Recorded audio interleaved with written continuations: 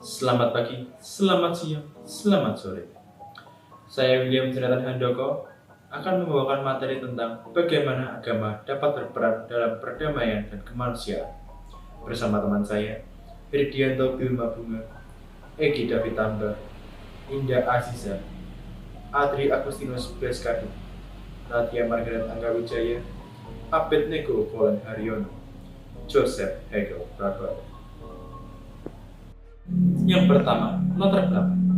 Agama secara singkat adalah sistem kepercayaan yang bersangkutan dengan Tuhan yang Maha Esa, yang telah menciptakan kehidupan.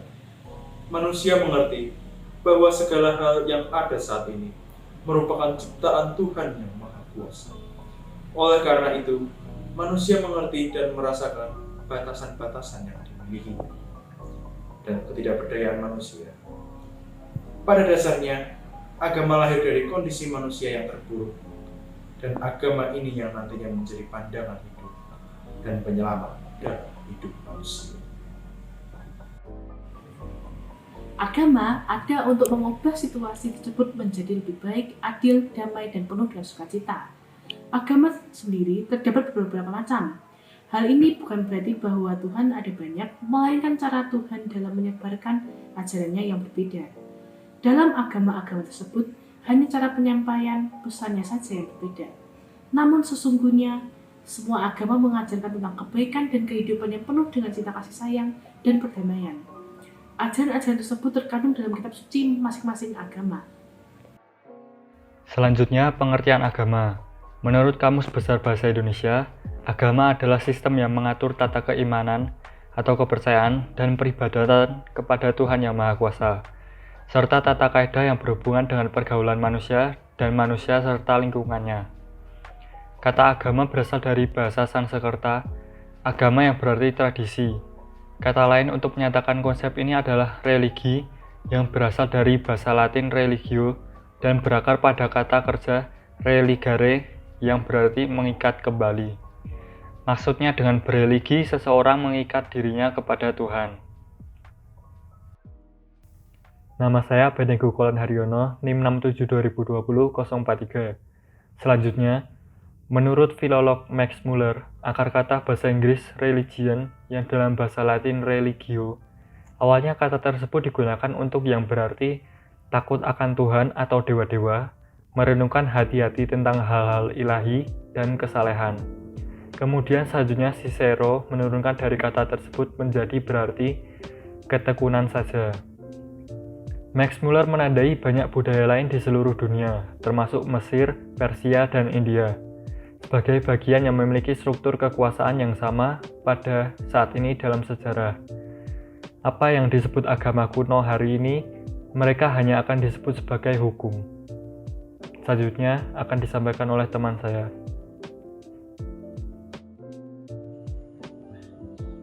Banyak bahasa memiliki kata-kata yang diterjemahkan sebagai agama, tetapi mereka mungkin menggunakannya dalam cara yang sangat berbeda. Dan beberapa tidak memiliki kata untuk mengungkapkan agama sama sekali. Contohnya dharma. Kata Sanskerta kadang-kadang diterjemahkan sebagai agama juga hukum. Di seluruh Asia Selatan klasik, studi hukum terdiri dari konsep-konsep seperti penebusan dosa melalui kesalehan dan upacara serta tradisi praktis. Jepang pada awalnya memiliki serikat serupa antara hukum kekaisaran dan universal atau hukum Buddha. Tetapi ini kemudian menjadi sumber independen dari kekuasaan.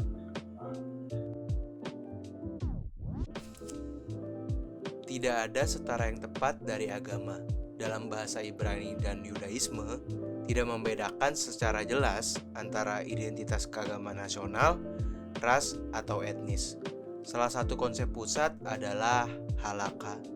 Kadang-kadang diterjemahkan sebagai hukum, yang membantu praktik keagamaan dan keyakinan dan banyak aspek kehidupan sehari-hari. Penggunaan istilah-istilah lain seperti ketaatan kepada Allah atau Islam yang juga didasarkan pada sejarah tertentu dan kosakata. Fungsi agama atau kepercayaan adalah sebagai suatu panutan bagi masyarakat atau orang yang percaya agama atau suatu agama, sehingga agama juga bisa diartikan sebagai pedoman hidup bagi manusia. Dan tanpa agama, maka hidup manusia bisa menjadi tidak teratur atau bisa dibilang berantakan, karena tidak ada yang dijadiin pedoman hidup. Agama juga memiliki beberapa fungsi dalam keberlangsungan hidup manusia.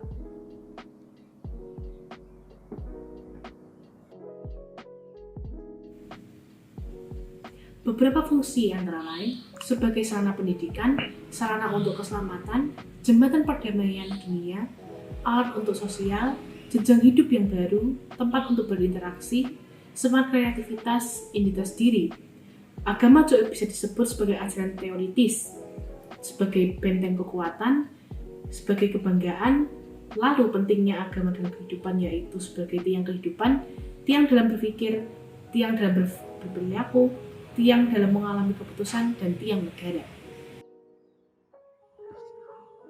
Berikutnya D. Penerapan agama dalam kehidupan sehari-hari. Penerapan agama dalam kehidupan sehari-hari dapat kita lihat dengan jelas seperti menghargai sesama tanpa membeda-bedakan agama, ras, budaya, dan lain-lain. Menghormati seluruh kegiatan keagamaan walaupun memiliki keyakinan yang berbeda, saling tolong-menolong antar umat beragama.